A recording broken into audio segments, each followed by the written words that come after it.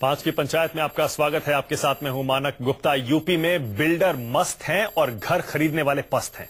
Builders की मनमानी से लाखों लोग परेशान हैं। घर का सपना साकार हो सके इसके लिए उन्होंने अपनी गाढ़ी कमाई लगा दी। पैसे तो चले गए लेकिन घर सालों साल बीत गए, अभी तक नहीं मिला। हजारों लोगों को ऐसे घर दे दिए गए जो अधूरे हैं। बिल्डर्स ने जो वादा किया था उस हिसाब से सुविधा बिल्कुल नहीं है। मतलब वो लोग भी परेशान हैं जिन्हें घर नहीं मिला और वो बेहाल हैं जिन्हें घर मिला, क्योंकि उनके साथ बिल्डर्स ने किया है बड़ा धोखा। नोएडा के लोग अपनी समस्या लेकर नोएडा से योगी के विधायक पंकज सिंह के पास पहुंचे। पंकज जी ने वादा किया है कि योगी सरकार उनकी मदद करेगी, लोगों को घर मिलेगा, बिल्डर्स पर कार्रवाई होगी। योगी सरकार के काम करने के तरीके और तय रहे हैं, उससे अब घर खरीदने वाले लोगों में भी उम्मीद जगी है और वो यही कह रहे हैं, योगी जी घर दिला दो। 5 की पंचायत में आज हमारा सवाल यही है, बिल्डरों पर कब चलेगा योगी सरकार का हंटर?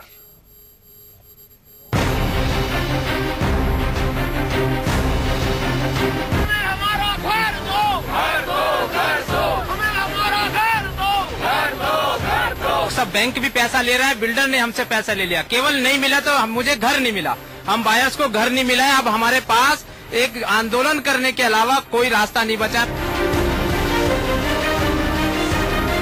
पूरे हिंदुस्तान में सिर्फ और सिर्फ योगी जी से ही उम्मीद है। इससे पहले हमने प्रधानमंत्री जी को चिट्ठी लिखा, बिल्डर हमारा सरेआम चोर है। योगी जी से यही एक उम्मीद है कि अब बहुत हो गया, बहुत रेंट दे दिए, बहुत EMI दे दिए, अब बस अब तो घर ही चाहिए। योगी जी आदित्यनाथ से यही उम्मीद करते हैं कि जल्दी से जल्दी स्ट्रिक्ट एक्शंस लें इन बिल्डर्स के अगेंस्ट। योगी जी घर दिला दो, घर दिला दो, घर दिला दो, योगी जी घर दिला दो, घर दिला दो, घर दिला दो। हम लोग चाहते हैं योगी जी से बड़ा गुजारिश की इधर की एरिया की तरफ ध्यान दें। यहाँ बहुत समस्याएं हैं। मुख्यमंत्री जी से अपील करेंगे कि वो इस चीज में इंटरफियर करे, बिल्डर्स पे सख्ती से कार्रवाई करें, इनको स्पेशल मैसेज भेजे कि आप एक पाई का हिसाब दीजिए और सबके मकान तुरंत टाइम पे डिलीवर करिए। इस साल घर मिल जाना चाहिए। योगी जी के ऊपर उनको करना चाहिए कुछ।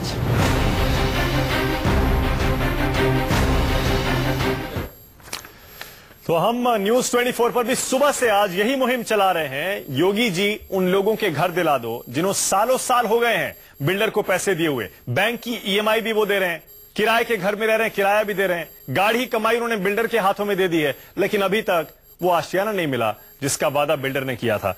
आज 5 की पंचायत में मेरे साथ स्टूडियो में राजीव सिंह है, बिल्डर्स का पक्ष रखने के लिए। CMD हैं पृथ्वी प्रॉपमार्ट के। मेरे साथ इंद्रेश गुप्ता हैं जो कि बायर्स के एसोसिएशन निफोवा के फाउंडर हैं। यहां परमेंद्र भाटी हैं, कई बायर्स के कोर्ट में केस लड़ रहे हैं। और हमारे ओपन थिएटर में मेरी सहयोगी ज्योत्सना के साथ वो सारे बायर्स बैठे हैं। जरा पहले आपको वहीं दिखाते हैं।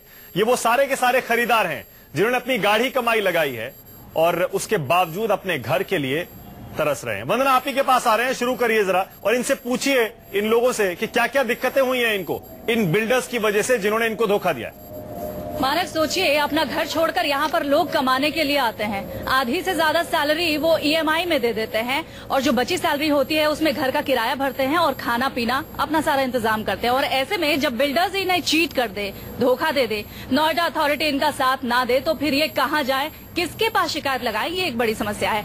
लोगों से बातचीत कर लेते हैं। आपका नाम क्या है और आपकी प्रॉब्लम क्या है? मेरा नाम निखिल है और मेरी प्रॉब्लम ये है कि हम लोगों ने 2013 में एक प्रोजेक्ट है स्काई वॉक नाम का, उसमें पैसा लगाया था। 2017 उसका एक्सपेक्टेड पोजीशन था। अब पोजीशन की डेट आ गई है लेकिन साइट पे सिर्फ अभी तक खड्डा खुदा है। बिल्डर का है? बिल्डर भाग चुका है। एक्चुअली बिल्डर भाग चुका है और नोएडा अथॉरिटी उसका अब लैंड का अलॉटमेंट कैंसिल कर रही है। हम अथॉरिटी के पास जाते हैं तो अथॉरिटी कहती है कि बायर्स उनकी लायबिलिटी नहीं है और बिल्डर भाग चुका है। अब हम जाएं तो कहाँ जाएं? मानक, ये अहम सवाल है। जो बिल्डर की राय यहाँ पर रख रहे हैं उनसे पूछना अहम हो जाता है। जब ऐसे बिल्डर भाग जाता है, नोएडा अथॉरिटी अलॉटमेंट ही कैंसिल कर देती है, ऐसे में इन लोगों का क्या दोष है? बिल्कुल सही बात है। वंदना, आऊंगा आपके पास, लौटूंगा मैं। हाँ इंद्रेश जी, नहीं, हम ये कह रहे हैं कि अब योगी जी की सरकार आ गई है और सरकार आने से पहले चुनाव प्रचार में उन्होंने तमाम वादे भी किए थे। बाहर से वादा किया था कि हम कुछ करेंगे आके, मोदी जी ने जो राजनगर इंदिरापुरम के अंदर भाषण दिया था उसके अंदर बोला था कि कैग में हम ऑडिट करेंगे अगर हम जीतते हैं तो। अब मोदी जी की सरकार यहाँ पर, योगी जी की सरकार यहाँ पर बनी है, तो हमारी अपील है कि जो उन्होंने वादा किया था वादा पूरा करना पड़ेगा। यहाँ पर देखिए अथॉरिटी की उम्मीद है योगी जी घर दिलाएंगे, जरूर घर भी दिलाएंगे और साथ में हमारे को इनका ऑडिट भी चाहिए। ये जो सारे अथॉरिटी के लोग, जो पॉलिटिशियन जो पैसे खा के घरों में बैठे हुए हैं, हमारे पैसे खा के बैठे हुए हैं, इन सबका कोड़ी कोड़ी का हमें हिसाब चाहिए। हमारी इस चीज का भी हिसाब चाहिए कि ये जो अथॉरिटी है ये बिल्डर को कैसे जमीन अलॉट कर सकती है। जब बिल्डर ने पिछले 20-20 साल से, जो यूनिट एक्ट जैसे बिल्डर है उसने 20 साल से एक प्रोजेक्ट, एक फ्लैट उसने डिलीवर नहीं किया, उसको जमीन पे जमीन अलॉटमेंट कैसे होती रहती है। जेपी जीत के चलिए वो तो आप समस्या की गहराई में चले गए। मैं तो ये जितने बाहर यहाँ बैठे हैं हमारे साथ और जितने प्रोटेस्ट कर रहे हैं योगी जी के आने के बाद, जो उम्मीद लगा के बैठे हैं हमारा घर दिला दो, हमारे को ये उम्मीद है। क्या उम्मीद है आपको, कैसे करवाएंगे? अभी तक जितनी भी सरकारें रही हैं हमें लगता था कि वो कहीं ना कहीं इनमें मिली भगत है इनकी, ये हम लिप्त है इनके साथ में करप्शन में। तो कैसे हमारे को योगी से लगता है, उम्मीद है कि ये कैसे करेंगे? लेकिन कैसे करेंगे? बिल्डर्स तो कहते हैं हमारे पास पैसा नहीं है। इसमें देखिए, इसमें जब जैसे आया था स्काई वॉक का था, अरेस्ट हो गया, तो अरेस्ट अगर करते हैं किसी बिल्डर को तो उसने पैसा कहाँ भेजा है इसको निकाल के लाना पड़ेगा, फिर वो उस पैसे को उसी प्रोजेक्ट में लगाना पड़ेगा, तब जाके हमारे को फायदा है। अगर किसी बिल्डर को अरेस्ट खाली कर लेते हैं तो उसमें बाहर को कोई फायदा सही बात है। ये सिर्फ ये है कि वो फुटबॉल को इधर से उधर फेंक रहे हैं, बाहर के लिए उसमें कोई मतलब नहीं। जब बिल्डर को पकड़ के जेल में डालें, सारा पैसा वापस लेके। बिल्कुल सही। मैं आपका गुस्सा भी समझ सकता हूं और मैं पूरा आपकी डिमांड को सपोर्ट भी करता हूं। गलत किया है तो उनको सजा मिलनी चाहिए। लेकिन राजीव जी, योगी जी से अब लोग उम्मीद लगाए बैठे हैं और मांग कर रहे हैं कि घर दिलाओ। कोई तरीका है, कोई फॉर्मूला है अभी ऐसा? देखिए, इसको सरकार की एजेंसी और बायर और बिल्डर हम सब बैठ के डिसाइड करें कि किसने पोजीशन दे दिए हैं और कितने अभी पेंडिंग हैं। उन सबको मिला के जिसको फेस वाइज उनके फटाफट पोजीशन नहीं राजीव जी नहीं, ये आप पुरानी बात कर रहे हैं जो हम 2-3 साल से सुन रहे हैं। सही कह रहा हूँ इंद्रेश जी मैं? देखिए, अभी जो जरा मुझे कुछ आंकड़े बताइए आप। बताइए जो है कि जो एक्सटेंशन के अंदर में 1.5 लाख के करीब फ्लैट जो लॉन्च हो चुके हैं, मतलब जो अंडर कंस्ट्रक्शन है, जो हाँ जी लॉन्च एक्सटेंशन, मतलब ग्रेटर नोएडा वेस्ट। हाँ, ग्रेटर नोएडा वेस्ट की बात कर रहा हूँ। जो 1.5 लाख फ्लैट ऐसे हैं जो अंडर कंस्ट्रक्शन है और डिलेड है। जो डिले, हम 1.25 लाख के करीब में से 25,000 तो फ्लैट है जो डिले पोजीशन दे दिया है। 1.25 लाख जो फ्लैट है, 1.25 लाख जो फ्लैट है, 1,25,000 वो डिले चल रहे हैं। और इसमें भी डिले को भी आप 2 या 3 कैटेगरी में डाल सकते हैं। डिले को ऐसे डाल सकते हैं कि कुछ बिल्डर भाग चुका है, भागे वो बिल्डर जो है वहां पर 8 या 10 बिल्डर एक्सटेंशन के अंदर में जो भाग चुके हैं। शुभकामना बिल्डर है, अर्थ बिल्डर है, जो इनका नामो निशान नहीं है, और जो कुछ भागने वाले में मतलब राजीव जी पॉइंट मेरा ये है, ये बातें पुरानी हो गई। मैं अब तो यहाँ कोई ऐसा फॉर्मूला देना पड़ेगा जो 6 महीने, 8 महीने, साल भर, 1.5 साल में इन सबको इनके फ्लैट दे दिए जाएंगे। सारे बिल्डर एक जैसे नहीं है, बहुत सारे बिल्डर ने पोजीशन भी दिया है।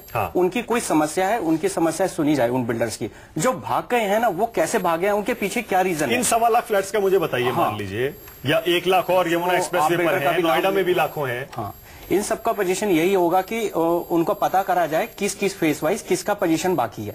और उन्होंने पहले पोजीशन दिया नहीं है, जो भाग गए उनका रीजन पता चले। वो सही कह रहे हैं भाई जी, वो फंड कहाँ है? नहीं राजीव जी इसमें तो लग जाएंगे सालों साल। भाटी साहब जरा मुझे बताइए, क्योंकि हम तो ये भी देख रहे हैं रेरा कानून तो आ गया, लागू होने वाला है, वो मई से आ जाएगा। अब जाते जाते यूपी सरकार ने उसको थोड़ा डाइल्यूट कर दिया, हम ये भी सुन रहे हैं। अब बहुत सारे बिल्डर क्या कर रहे हैं, आधे अधूरे फ्लैट पोजीशन दे रहे हैं ताकि वो रेरा के दायरे में ना आए। सही बात है ना ये? बिल्कुल ऐसा है मानक जी। ये जो बिल्डर्स नोएडा, ग्रेटर नोएडा में आए थे 2010 के बाद, ये सारा बेस जो है फ्रॉड पे था। तत्कालीन सरकार ने एक भ्रष्टाचार, बहुत बड़े भ्रष्टाचार के तहत इन लोगों को जमीन अलॉट की थी। उसकी जो पॉलिसी थी वो पहले ये था 25% अलॉटमेंट पे जाएगा। उस समय ये कर दिया इन्होंने कि 10% आप दीजिए और 10% देने के बाद 10 साल की इंस्टॉलमेंट कर दी। उसमें क्या हुआ कि जिन लोगों की हैसियत नहीं थी बिल्डर बनने की, वो लोग भी बिल्डर बन गए। और फिर उन्होंने क्या किया, देखिए सबसे बड़ा इसमें जो सबसे बड़ा घोटाले का जो बेस है वो कहां से शुरू होता है कि जब तक एक सिस्टम है, एक बिल्कुल फंडामेंटल लॉ है कि जिस चीज का आप मालिक ओनरशिप आपके पास नहीं है, आप उसको सेल नहीं कर सकते। लेकिन उन्होंने क्या किया, 10% दे करके अलॉटमेंट करा लिया बायर से, पैसे बायर्स, और उसको प्री लॉन्च कर दिया। प्री लॉन्च करने के बाद वो सैकड़ों करोड़ रुपया उनके पास आ गया और उस पैसे से उन्होंने बहुत सारे प्रोजेक्ट खड़े कर दिए। नहीं, मुझे सॉल्यूशन बताइए। मैं सॉल्यूशन बता रहा हूँ। इसके बाद जब ये चलता है, इसका सबसे बेस्ट सॉल्यूशन ये है कि जिस तरीके से अथॉरिटी ने बार बार इनका FAR बढ़ाया, बार बार इनको एक स्कीम दी, सॉल्यूशन किया कि भाई आप जितना आपका बिल्डअप एरिया आप उसे ले लीजिए, जो आप नहीं कर सकते उसे छोड़ दीजिए। लेकिन इससे भी बायर्स का काम नहीं चल रहा, क्योंकि बिल्डर्स ने क्या किया है कि सिर्फ अपना FAR बढ़ा लिया, अपना रेट बढ़ा लिया, एक ही फ्लैट को कई बार बेच दिया। सोल्यूशन जो उनका 3 साल का समय था, मैं सॉल्यूशन पे आ रहा हूँ। जो उनका 3 साल का समय था उसको 7 साल हो गए। अब सॉल्यूशन ये है कि गवर्नमेंट इस सारे चीजों को, ऐसी चीजों को जो डिफॉल्टर बिल्डर्स हैं, इन सारे प्रोजेक्ट को एक्विजिशन अपने अधिग्रहण कर ले सरकार, और सरकार अधिग्रहण करके बायर्स को कंप्लीट करके पोजीशन दिया एक लिमिट टाइम के तहत, और बाकी उनकी प्रॉपर्टी राजीव जी, आप इससे सहमत हैं क्या? उससे वसूला, सहमत है ना? बिल्कुल सहमत। ये होना चाहिए, क्योंकि अपराध बिल्डर ने किया, बायर्स ने नहीं किया। बायर तो सीधा आदमी है, उसने तो बेचारा अपना जो खून पसीना सरकार को ओवरटेक करने के बाद, टेक ओवर करने के बाद उन बिल्डर से वो सारा पैसा वसूलना चाहिए। मैं बिल्कुल कह रहा हूँ, जो अच्छे बिल्डर हैं, देखो जिन्होंने पोजीशन दे दिया है, उस चक्कर में वो भी बिल्डर बेचारे परेशान है। सहारा के साथ सरकार कर पाएगी? देखो अब ये सरकार है, हाँ ये पॉसिबल है, बिल्कुल है। मैं कोई बाजार में बात भी चल रही है, मैंने सुना है कि कोई एक प्रोजेक्ट है नोएडा में बहुत बड़ा, जिसपे कि बैंक मिलके उसको अंडर कंस्ट्रक्शन टावर को मिलके बना के बिल्डर से कह रहे हैं आप हटो, हम बनाएंगे, क्योंकि पैसा बैंक का भी लगा हुआ है। वंदना जरा इनसे पूछिए, इन लोगों से पूछिए जिन्होंने अपनी गाड़ी कमाई लगाई है बिल्डर के पास, क्या सॉल्यूशन ये लोग देख रहे हैं? बोल रहे थे बहुत सारे ऐसे बिल्डर्स हैं जिन्होंने पोजीशन दे दिया है, किस तरीके का पोजीशन दिया है, यहाँ पर वो भी बात करते हैं, और साथ ही साथ डिलेड प्रोजेक्ट्स की भी बात करते हैं कि कब से ये डिले हो रहा है। जी आप बताइए। हमारा प्रोजेक्ट आम्रपाली ने 2007 में बेचना शुरू किया था। 2009 में मैंने घर खरीदा था। 2010-11 के बाद उसने कहा कि जी अब तो मैं पेनल्टी नहीं दूंगा, आप घर का जो है पोजीशन लीजिए, लेकिन वो अभी तक जो है प्रोजेक्ट कंप्लीट नहीं है। दो टावर्स में तो लिफ्टें ही पूरी नहीं लगी हैं। पोजीशन मिल गया है? पोजीशन मिल गया है। कैसे मिल गया पोजीशन आपको, और अभी क्या हालत है वहाँ पे? पोजीशन इसलिए मिला है क्योंकि लोगों की EMI भी जा रही थी, रेंट भी जा रहा था, और यहाँ बिल्डर ने पेनल्टी देनी भी बंद कर दी थी। तो मजबूरी में जो है सब लोगों को वहाँ आना ही पड़ा। बिल्डर ने कहा कि आप जब आपका फ्लैट बन गया है तो आप आइए, आप रहिए, हम आपको सारी सुविधाएं दिलाएंगे। ये अलग बात है कि उसमें अभी वो मेंटेनेंस ले रहा है, लेकिन हटा रहा है। राजीव जी, इससे मानक ये जरूर पूछे, क्या इसी तरीके की पोजीशन की वो बात कर रहे थे? हाँ। लोगों को जो समस्या हो रही है वो तो यही जान रहे हैं। हाँ सही बात है राजीव जी, मतलब यही हो रहा है ना कि रेरा के अंदर ना आ जाएं। 60% का है ना, 60% का होता है। काफी बिल्डर ऐसा कर रहे हैं ना, यही कर रहे हैं ना वो, कि पार्शियल कंप्लीशन सर्टिफिकेट ले लो, आधे अधूरे फ्लैट दे दो ताकि रेरा में ना आए किसी तरह। सही बात है ना? बिल्कुल। कुछ इसमें ना जो अथॉरिटी ने ना फेस वाइज ऑक्यूपेंसी सर्टिफिकेट देने के लिए इन्होंने ऑथराइज किया हुआ है। अथॉरिटी की तरफ से रूल है, मतलब ये नहीं है कि फेस वाइज देंगे, लेकिन बना के देंगे ना पूरा कंप्लीट कर। इनको चाहिए कि जैसे ये 3 टावर का कंप्लीट करके देना है, तीनों टावर का पूरा कंप्लीट होना चाहिए, लिफ्ट भी चलनी चाहिए, उसको ऑक्यूपेंसी सर्टिफिकेट भी होनी चाहिए, और उसके बाद में विदिन 3 ईयर इनको पूरा कंप्लीट करके सीसी लेके सारी की सारी पूल है, स्विमिंग पूल है, ग्रीनरी है, और उसका मार्केट है, वहाँ पे सबको डेवलप। वो तो फिर भी आगे की बात है। ऐसा है, मैं तो ये कह रहा हूँ जिन लोगों को मिला ही नहीं है। जो पोजीशन का मैटर मैं बता देता हूँ आपको। जो पोजीशन है, पोजीशन देने से पहले आप एक कंप्लीशन सर्टिफिकेट होता है जो संबंधित प्राधिकरण जो अलॉटमेंट करती है बिल्डर्स को या किसी को भी, उससे कंप्लीशन सर्टिफिकेट लेना पड़ता है। जो बिल्डर्स ऐसा कर रहे हैं ये भी अपने आप में गैर कानूनी है। हाँ, बिल्कुल सही बात है। इस तरीके से ये बायर्स के साथ एक दूसरी धोखाधड़ी कर रहे हैं और प्राधिकरण के साथ धोखाधड़ी कर रहे हैं।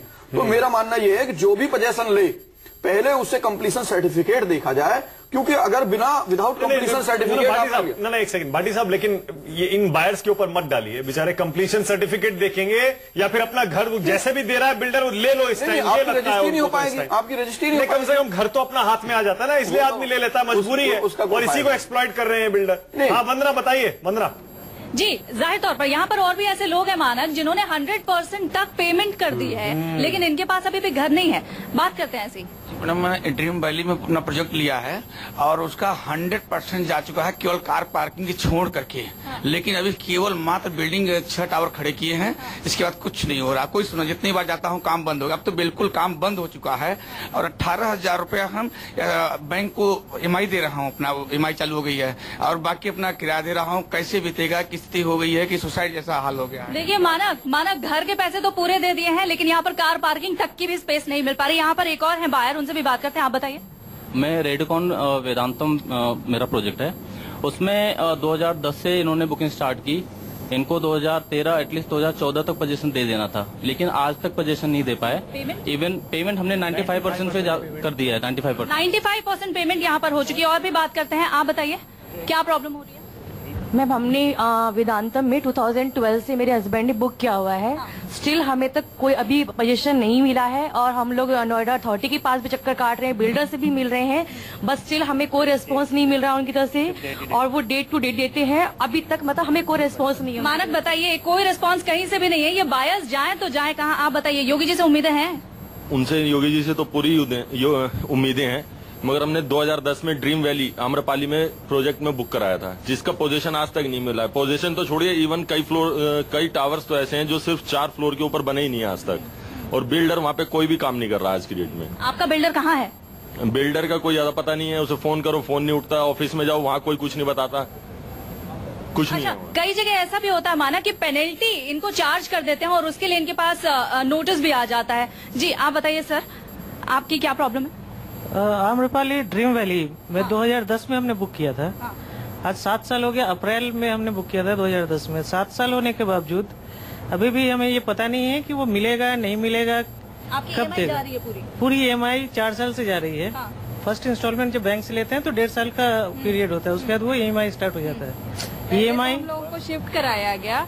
पहले हम लोगों ने स्मार्ट सिटी में बुक कराया ड्रीम वैली में, और अभी बिल्डिंग आधी अधूरी बनी हुई पड़ी हुई है, कुछ पता नहीं है कि कब मिलेगा नहीं मिलेगा। बिल्डर्स की एक चालाकी ये भी है कि एक प्रोजेक्ट में इन्वेस्ट करवा के उसे ट्रांसफर कर देते हैं दूसरे प्रोजेक्ट में और फिर वहाँ नए सिरे से सब कुछ शुरू हो जाता है। ये भी एक समस्या है। एक और बार यहाँ पर मानक उनके पास भी जल्दी से जाते हैं। हमारा तो प्रोजेक्ट कैंसिल हो चुका है, फिर भी EMI जा रही है, अब क्या कर सकते हैं? अब मानक ये बहुत अहम सवाल है, जब प्रोजेक्ट कैंसिल हो गया फिर किस बात की EMI, किस बात के इनके पैसे जा रहे हैं? इन बायर्स के इस पैसे की भरपाई आखिर कौन करेगा? बिल्कुल सही बात है, बिल्कुल सही बात है। अब देखिए जैसे ये सारे के सारे लोग बता रहे हैं ना वंदना, 2007 बताइए 10 साल हो गया, वादा करते हैं बिल्डर 3 साल में बना के देंगे प्रोजेक्ट, मैक्सिमम 3 से 3.5 साल होता है सर, कितना भी बड़ा प्रोजेक्ट हो, कितना भी बड़ा हो। 10 साल हो गए बताइए। बिल्डर क्या करता है कि जो कंस्ट्रक्शन करता है ना, सिर्फ टावर का स्ट्रक्चर कंप्लीट कर देता है, उसके बाद बिल्डर ने उस पैसे को तो कई जगह तो टावर खड़े भी नहीं है, 3-4 जगह पे जितने भी हैं वो यानी कि सरकार के, मुझे लग रहा है आपको भी राजीव जी ये तो मानना पड़ेगा